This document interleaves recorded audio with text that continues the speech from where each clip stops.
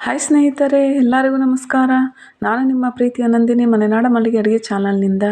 ಸ್ನೇಹಿತರೆ, ಇವತ್ತು ತರಕಾರಿಗಳನ್ನು ಹಾಕಿ ಬಸ್ಸಾರು ಮಾಡ್ಕೊಳ್ಳೋದು ಹೇಗೆ ಅಂತೇಳಿ ನೋಡ್ಕೊಳ್ಳೋಣ. ಮೊದಲಿಗೆ ನಾನಿಲ್ಲಿ ಬೀಟ್ರೋಟು, ಬೀನ್ಸು, ಕ್ಯಾರೆಟು, ಆಲೂಗಡ್ಡೆ ತೊಗೊಂಡಿದ್ದೀನಿ. ಆಮೇಲೆ ಅವರೆಕಾಳು, ಸೂರ್ಯಕಾಳು ತೊಗೊಂಡಿದ್ದೀನಿ, ಅದು ಆಪ್ಷನಲ್. ಮತ್ತು ಖಾರಕ್ಕೆ ಹಾಕ್ಕೊಳ್ಳೋದಕ್ಕೆ ಕಾಯಿ, ಹುಣಸೆಹಣ್ಣು, ಖಾರದ ಪುಡಿ, ಸಾಂಬಾರು ಪುಡಿ, ಈರುಳ್ಳಿ ಮತ್ತು ಟೊಮೊಟೊ ತೊಗೊಂಡಿದ್ದೀನಿ. ಒಗ್ಗರಣೆಗೆ ಈರುಳ್ಳಿ, ಹಸಿರು ಮೆಣಸಿನ್ಕಾಯಿ ಮತ್ತು ಒಣಮೆಣಸಿನಕಾಯಿ, ಕಾಯಿ ತುರಿನ ತೊಗೊಂಡಿದ್ದೀನಿ.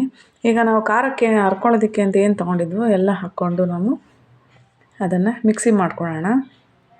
ಈಗ ನೆಕ್ಸ್ಟು ಸ್ಟವ್ನ ಆನ್ ಮಾಡಿಕೊಂಡು ಕುಕ್ಕರ್ ಇಟ್ಕೊಂಡು ನಾವು ತರಕಾರಿ ಏನು ತೊಗೊಂಡಿದ್ವೋ ಅದನ್ನು ಬೇಯಿಸೋದಕ್ಕೆ ಹಾಕ್ಕೊಳ್ಳೋಣ. ಕಾಳುಗಳನ್ನು ಏನು ತೊಗೊಂಡಿದ್ವೋ ಅದನ್ನು ಹಾಕ್ಕೊಳ್ಳೋಣ.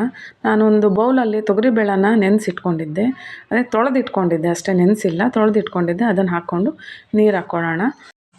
ಸ್ವಲ್ಪ ಎಲ್ಲ ಚೆನ್ನಾಗಿ ಕೈ ಆಡೋಣ. ಕೈ ಆಡಿದ ನಂತರ ನಾವೇನು ಖಾರಕ್ಕೆ ತೊಗೊಂಡು ಹರ್ಕೊಂಡಿದ್ವೋ ಆ ಖಾರನ ಹಾಕ್ಕೊಂಡು ಅದಕ್ಕೆ ಮಿಕ್ಸ್ ಮಾಡ್ಕೊಳ್ಳೋಣ. ನಂತರ ಒಂದು ಸ್ವಲ್ಪ ಅರಿಶಿನ ಪುಡಿ, ಸ್ವಲ್ಪ ಉಪ್ಪನ್ನು, ಕಲ್ಲುಪ್ಪನ್ನು ಹಾಕ್ಬಿಟ್ಟು ಎಲ್ಲ ಮತ್ತೊಂದು ಸಾರಿ ಎಲ್ಲ ಮಿಕ್ಸ್ ಮಾಡೋಣ.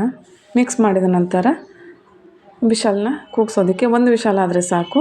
ಆ ಕುಕ್ಕರ್ನ ಹಾಕೋಣ. ಈಗ ನೋಡಿ, ಒಂದು ವಿಷಲ್ ಆಗಿದೆ. ಈಗ ನಾನು ಕುಕ್ಕರ್ನ ತೆಗೆದಿದ್ದೇನೆ. ನೋಡಿ, ಎಲ್ಲ ಚೆನ್ನಾಗಿ ಬೆಂದಿದೆ. ಈಗ ನಾವು ಅದನ್ನು ಒಂದು ಪಾತ್ರೆಗೆ ಬಸ್ಕೊಳ್ಳೋಣ.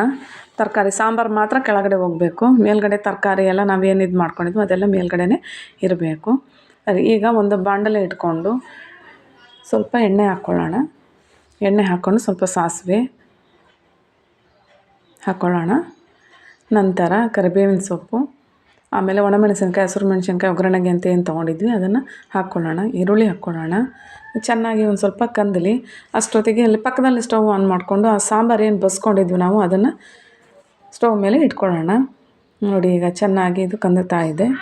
ಇದು ಕಂದಿನ ನಂತರ ಇದು ಏನು ಒಗ್ಗರಣೆದಿದೆ ಅದನ್ನು ಸ್ವಲ್ಪ ತೆಗೆದು ಸಾಂಬಾರೊಳಗೆ ಹಾಕ್ಕೊಳ್ಳೋಣ. ಸಾಂಬಾರು ಕುದೀಲಿ ಸ್ನೇಹಿತರೆ. ಉಪ್ಪು ಮೊದಲೇ ಹಾಕಿರ್ತೀವಿ, ರುಚಿಗೆ ನೋಡ್ಕೊಂಡು ಇನ್ನೂ ಸ್ವಲ್ಪ ಬೇಕಿದ್ರೆ ಉಪ್ಪು ಅದಕ್ಕೆ ಹಾಕ್ಕೊಳ್ಬೋದು. ಇಲ್ಲಿ ನೋಡಿ, ಇದು ಕಂದಿದೆ. ಕಂದಿದ ನಂತರ ಸ್ವಲ್ಪ ಕಾಯಿ ಹಾಕ್ಕೊಳ್ಳೋಣ. ಕಾಯಿ ಹಾಕಿ ಒಂದು ಸ್ವಲ್ಪ ಹಾಗೆ ಕೈ ಆಡಿಸಿ. ನೋಡಿ, ಸಾಂಬಾರು ಇನ್ನೂ ಕುದಿಬೇಕು. ಅದಕ್ಕೊಂದು ಸ್ವಲ್ಪ ಸಾಂಬಾರಿಗೆ ಕಾಯಿ ತುರಿ ಹಾಕೋಣ. ಈಗ ಏನು ತರಕಾರಿನ ನಾವು ಬಸ್ತಿಟ್ಕೊಂಡಿದ್ವಿ ಆ ತರಕಾರಿನ ಈ ಒಂದು ಒಗ್ಗರಣೆಯ ಒಳಗೆ ಹಾಕ್ಬಿಟ್ಟು ಚೆನ್ನಾಗಿ ಕಂದಿಸೋಣ. ಸ್ವಲ್ಪ ಕಂದಬೇಕು, ಅದು ಒಗ್ಗರಣೆ ಒಳಗೆ ಕಂದಬೇಕು. ಆ ಒಗ್ಗರಣೆಯ ಒಂದು ಘಮ ಆ ತರಕಾರಿ ಒಳಗಡೆ ಬಿಟ್ಕೋಬೇಕು. ಕಂದಿಸೋಣ. ನಂತರ ಇಲ್ಲಿ ಸಾಂಬಾರು ಕುದಿಯೋದಕ್ಕೆ ಇಟ್ಟಿದ್ದೀವಿ. ಇದು ಸಾಂಬಾರು ಇನ್ನೂ ಕುದಿಬೇಕು. ತುಂಬ ರುಚಿಯಾಗಿರುತ್ತೆ ಸ್ನೇಹಿತರೆ. ಈ ರೀತಿ ಮಾಡಿ ನೋಡಿ. ಮನೆಯಲ್ಲೂ ಸಹ ತರಕಾರಿ